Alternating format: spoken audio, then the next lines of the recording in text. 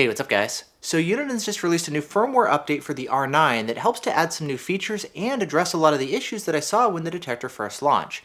This new firmware update is version 1.26. It's available on Uniden's website now. And some of the main changes include things like improving the arrow display on the face of the Detector. There's a lot of new changes here with the laser functionality. They've added Bluetooth support here for the Detector, and they've added a couple new features here as well. And over on my website, I've got an article available that goes over all of these changes if you'd prefer to read over them instead. And I'll link to that article down underneath the like button. You'll also find links down there to where you can purchase the Detector, where you can download this new update, and where you can join us on the forums to discuss this latest update as well. And in this video, we're going to go ahead and go over all the changes here, and I want to show you what all these changes are like. We're going to go over all the new features and how the Detector behaves now. We're going to go over the pros and cons of this update, as well as some bugs that I've discovered here in testing so far. And then, of course, we're going to go over how to apply this update to your R9 as well. And so with that said, let's go ahead and dive right into it.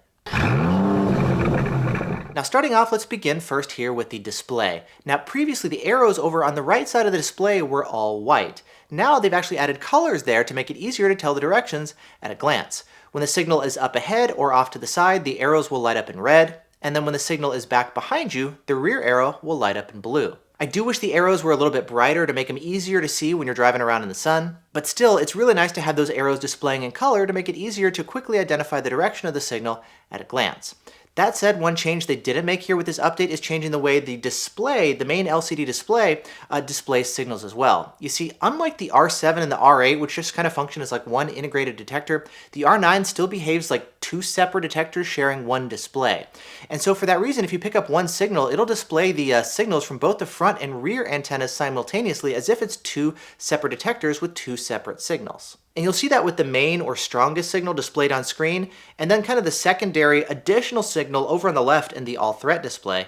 And it's a little bit easier to see this if you switch from alert display number 2 to alert display number 1, because in this mode it's going to show you both the front and rear signals simultaneously. And as you can see in this mode, if both antennas are picking up a signal, it's tough to tell if the signal is up ahead or back behind. Again, this is different from something like the R7 and the R8, which treat it as one signal and just tells you the direction of the signal. Here it's kind of treating it like two separate signals. So I really hope that in a future firmware update, they can just kind of simplify things and condense it and make it behave, again, like the R7 and the R8 behave. Moving on, let's next take a look at laser. This is really where most of the changes and improvements here lie with this update. Now, the first change to talk about is how the manual JTK feature works. How it works when you get shot with laser, you slow down and then you press a button to disarm your jammers. It used to be kind of just with the power button, but it was a little wonky the way that it would switch modes. Now there's a new option in the settings to better configure this, and it's called the power button receive option.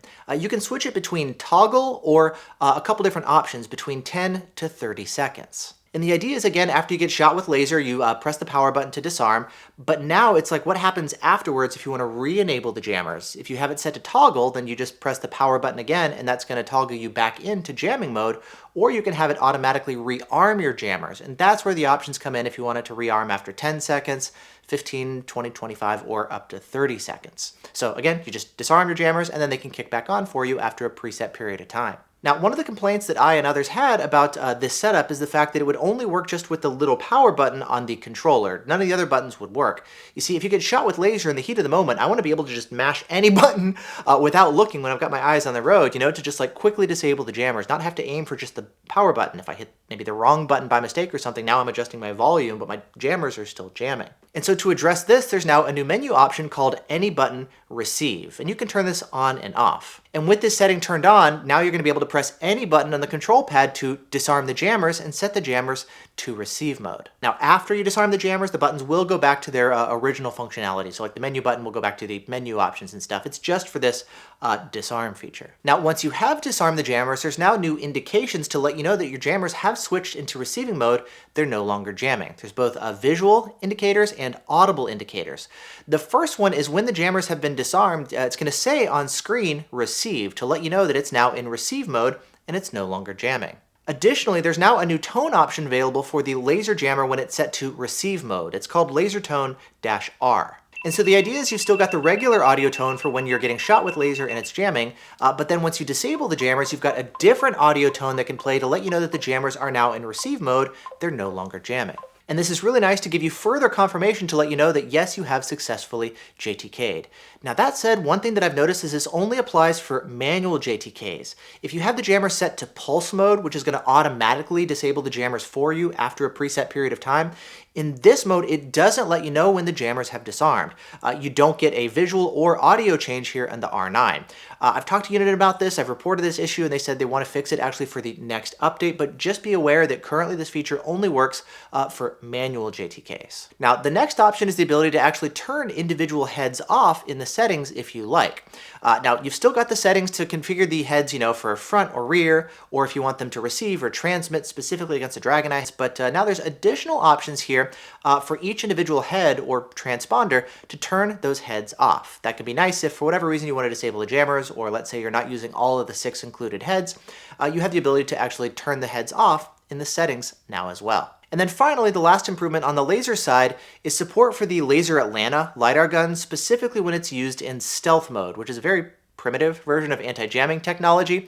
They just added support for the Laser Atlanta in stealth mode. We've had a chance to actually test that out in Florida and confirm that yes, this new update does indeed do the job and help jam it when you're facing that pretty rare gun, and even more rarely, I guess, set up in stealth mode. But yes, it does now support it. Switching gears, let's next take a look at the Bluetooth functionality here. So Uniden has finally enabled the Bluetooth feature for the R9. And the pairing process is just like their other detectors. You go into the menu options and you turn on the pairing functionality.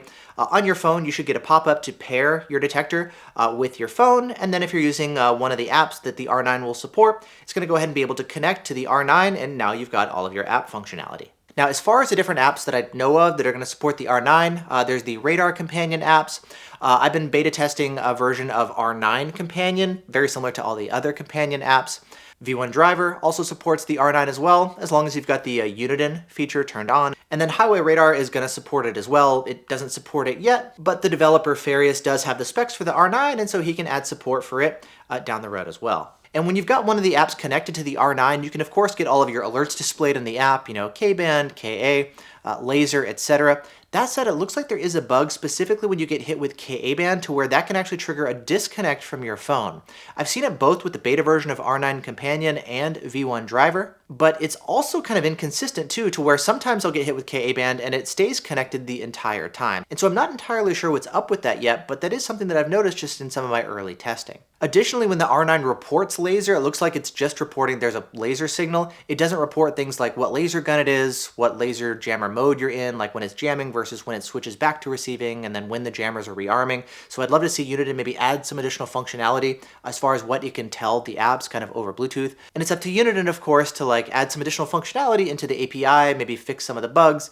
Or people are seeing some things that seem to be carried over from some of the other detectors, like if you're seeing multiple signals, they're all going to report the same direction regardless of if some of the signals are, in different directions. So there's a couple things like that that do still need to be addressed. But yes, it looks like we do now have Bluetooth capability available for the R9, and a lot of the app developers are now adding it in and adding the additional functionality necessary to fully support the R9. Next, there's a new feature that Uniden has built in to where the system can do kind of like a self-test and verify that everything is connected. All the radar detector antennas, all the laser jammer heads, the GPS is functioning, etc.